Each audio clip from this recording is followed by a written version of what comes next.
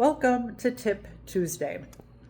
All right, so last week, if you checked out my Tip Tuesday, I talked about protein powders and protein shakes and what may be lurking in those as far as ingredients. And so this week I wanted to touch on protein bars. Protein is the craze, and I, as a certified holistic nutritionist and integrative nutrition health coach, yes, absolutely.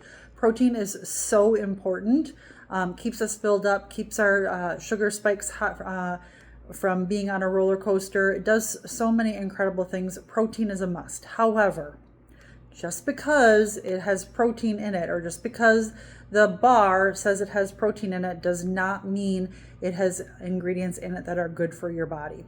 So just last weekend, I went to Costco and I perused the aisle that is protein bars. Wow, there are so many. And I could see how the average person who doesn't, I'm not faulting anybody who might, that's just not something you're aware of or knowledgeable about or interested in caring about, is labels, right? And so that's why I'm here to help unpack that with you or for you.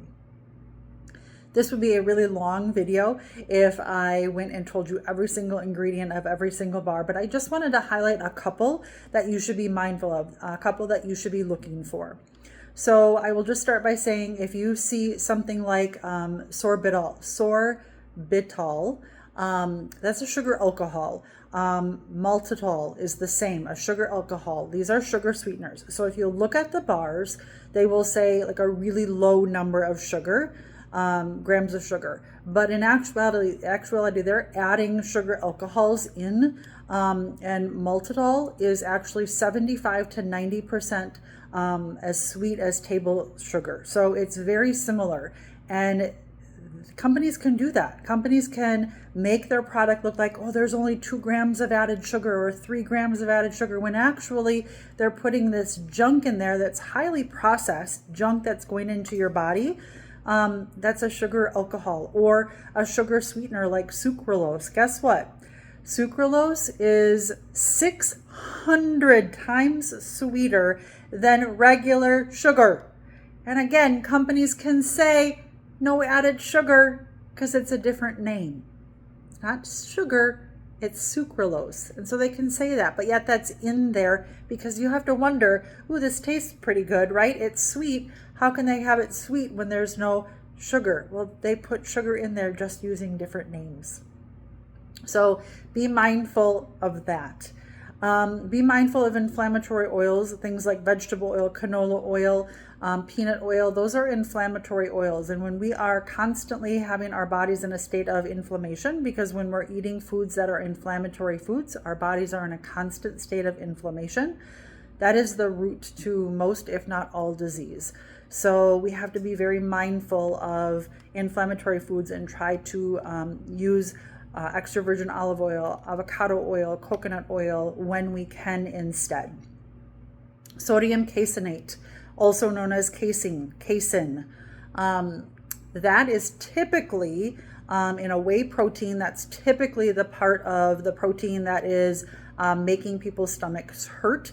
So be mindful of that and causing a lot of gas and bloating and those types of things. We're trying to do our bodies good by giving our bodies more protein, but yet these companies are not doing us any favors. They're putting ingredients that are not good for our bodies in them. Something else to look at, like potassium sorbate is a preservative that's banned in Europe.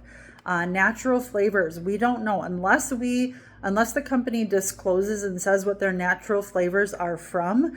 You probably should assume that those are highly processed and synthetic. Sometimes it will say natural flavors and it'll say like made from turmeric or made from real fruit or made from beet juice or something like that. But usually they don't, and then that typically means that they're synthetically made at a really high temperature and therefore heavily processed going into your body. Soy lecithin, that actually can be okay and have some benefits. However, I do want to tell you, because it is a soy product, there is soy in it. So those of you who would have sensitivity to soy, to be careful of that. In addition, soy is something that is a GMO crop, and so you should be careful and eat that only if it is organic, if possible. So if you're looking at your label, if it were to say organic soy lecithin, that would be an okay thing, an okay ingredient for you. Again, I could go on and on, but if you have a specific ingredient, you say you have a protein bar and you are looking at the ingredients and you're unsure of one of them, feel free to just comment and say, hey, what are your thoughts on this?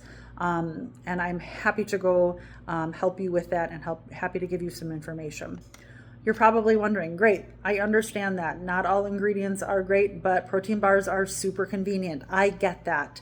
So some that are better options, there isn't really a best option besides making your own. Check Pinterest. There's some good recipes you could make your own. Check out Aloha bars, G2 bars, and Go Macro. I will say Go Macro has a lot more sugar than I prefer. So if I do have a Go Macro bar, I will cut it in half. But then you're not getting all of the protein either, but just something to think about. I hope you find that helpful. Never hesitate to reach out with any questions. If you like this information and you want more of it, be sure to like the video and subscribe. And until next time, to you and your family's health, take care.